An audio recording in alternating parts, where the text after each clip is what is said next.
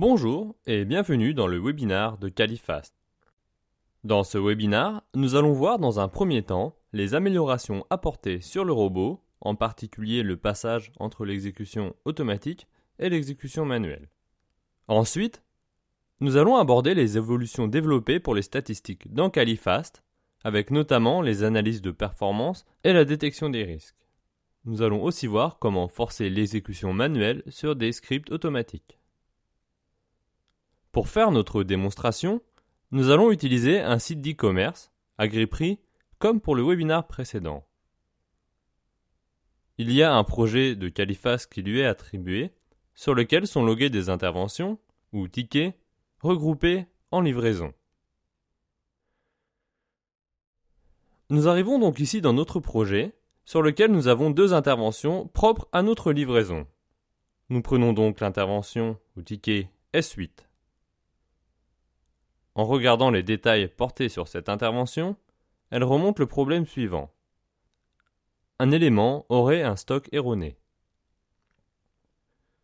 Imaginons ici que nous soyons un testeur qui a des bases en scripting. Pour tester cette intervention, nous allons nous rendre directement dans notre onglet Campagne. En effet, dans Califast, des campagnes de test pour les interventions sont créées par défaut. Par défaut, cela dit, les campagnes sont vides. Il nous suffit de les éditer. Nous la nourrirons des scénarios qui nous intéresseront. Nous sommes ici dans le menu d'édition, dans lequel nous pouvons accéder à nos scénarios ou plans de test. La bibliothèque de plans de test est accessible directement ici. Nous allons donc choisir ici le scénario de recherche que nous allons dupliquer afin qu'il puisse effectuer notre test. Nous le nommons vérification élément et nous allons l'éditer.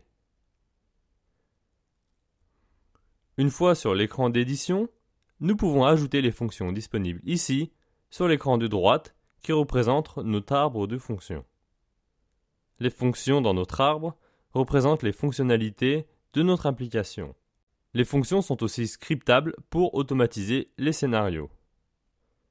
Nous allons donc ajouter notre fonction recherche, existante au préalable et déjà scriptée, et nous pouvons ajouter une fonction directement.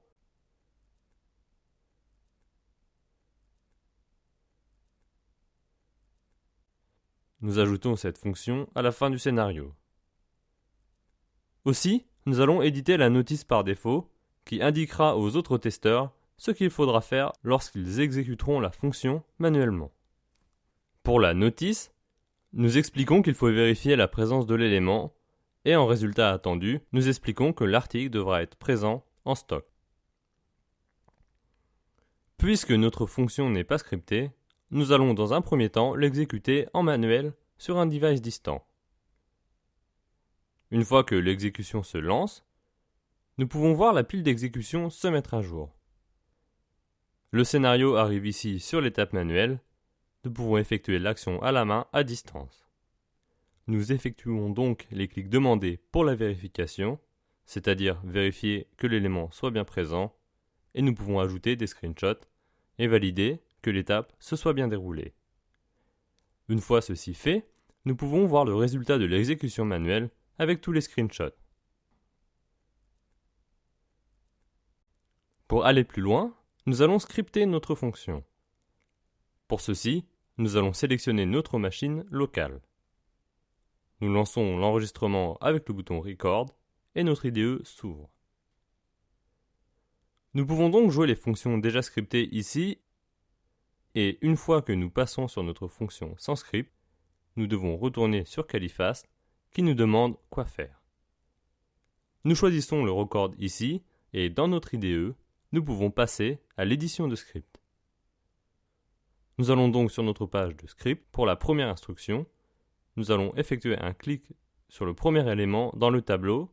Ici, nous utilisons la commande clic et le chemin XPath. Nous ajoutons à l'aide des raccourcis développés sur Selenium par Califast la commande wait for element present qui nous assure que l'élément soit bien sur la page avant de continuer. Exécutons alors les commandes en double-cliquant dessus et terminons notre script. Vérifions que pour l'élément choisi, le texte en stock s'affiche bien.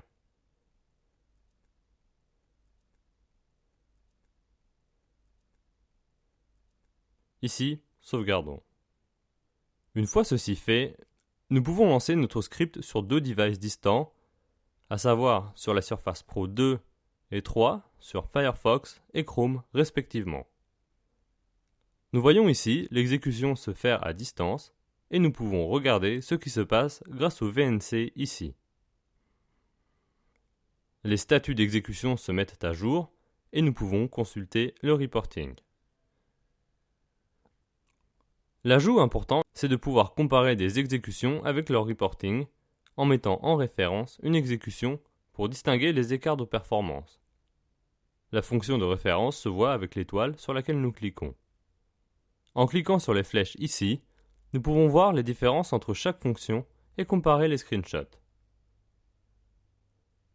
La comparaison de statistiques d'exécution se fait donc très facilement et permet de voir les écarts de performance avec le tableau des sensors ici. Cela nous donne des indications sur les performances de CPU, de RAM, etc. Notre première partie s'achève ici. Et nous avons fait le tour des nouveautés en ce qui concerne l'IDE, le scripting et les étapes manuelles. Nous avons vu aussi les avancées sur les comparaisons de scénarios et d'exécution. Nous retiendrons particulièrement qu'il est toujours possible d'exécuter des fonctions en mode manuel si nous ne savons pas scripter. Pour clore l'intervention comme il se doit, nous pouvons reprendre la casquette du testeur et assigner pour cette intervention un test valide.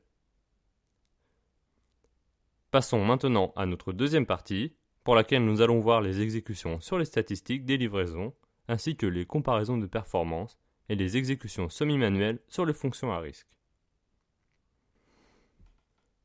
Prenons donc ici notre livraison du 20 et allons voir nos statistiques. Nous voyons dans notre page de statistiques d'itération que les exécutions de fonctions et de scénarios sont rangées par criticité. Au centre, les fonctions et scénarios les moins critiques, et à l'extérieur, les plus critiques.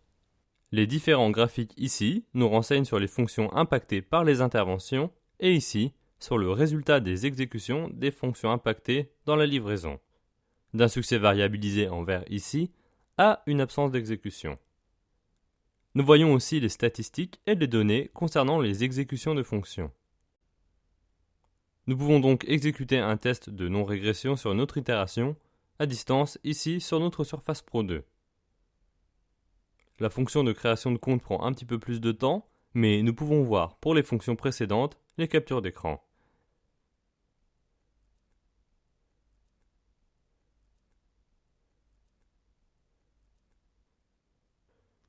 En revenant sur nos statistiques d'itération, nous pouvons voir que les graphiques d'exécution des scénarios a évolué. Notons ici, par contre, que vu que toutes les fonctions ne sont pas impactées, les statistiques d'exécution n'évoluent pas de manière assez significative. Pour plus de détails sur ce point, le webinaire du 2 février est plus parlant. Nous allons donc à présent passer directement sur la comparaison de statistiques sur deux itérations afin de voir les écarts de performance. Ici, sélectionnons notre itération 11 et 10. Nous voyons les écarts de performance grâce à une charte visuelle très parlante. Beaucoup de fonctions présentent des écarts de performance, comme on le voit, et nous allons donc en définir deux en tant que fonctions à risque, c'est-à-dire la fonction se connecter et la fonction se déconnecter. Dans notre écran de risque sur cette livraison, nous voyons que pour la fonction se connecter et se déconnecter, des risques de type performance sont ajoutés. Pour la fonction vérification compte, c'est un risque de type automatique qui a été ajouté. Ce risque a été assigné car l'intervention a été liée à cette fonction lors de l'édition du scénario. En tout cas, si nous exécutons notre TNR, nous pouvons choisir de forcer l'action manuelle sur des fonctions à risque sur lesquelles nous pourrons prendre la main. Nous voyons s'exécuter les fonctions une à une dans notre stack et nous avons l'indication que la fonction se déconnecter requerra le step manuel sur l'étape de déconnexion. Nous pouvons donc faire l'exécution manuelle en prenant une capture d'écran, expliciter le résultat et reprendre une capture pour valider. Pour les deux autres fonctions, nous allons demander au robot d'exécuter le scénario à notre place.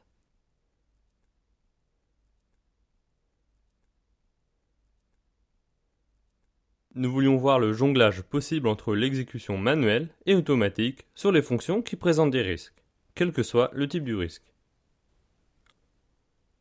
Revenons ici sur les rapports d'exécution des scénarios. En effet, une nouveauté de Califast est la possibilité de télécharger les rapports en document Word. Si nous retournons dans notre écran de scénario ici et que nous allons dans l'onglet Reporting, nous pouvons choisir un oracle de test d'un scénario et nous pouvons télécharger tous les rapports d'exécution. En ouvrant le document, nous pouvons accéder à toutes les fonctionnalités avec notamment la navigation par table de matière. Par fonction, nous voyons que nous avons bien nos paramètres, nos screenshots, notre notice si elle est présente, etc. L'avantage de Word est de pouvoir paramétrer notre document avec l'outil de création et de l'estampiller à l'effigie de notre entreprise. Nous pouvons aussi exporter notre document en PDF par exemple. Voilà pour les fonctionnalités de Califast présentées lors de ce webinaire du 12 mai. N'hésitez pas à vous rendre sur califast.com pour plus d'informations.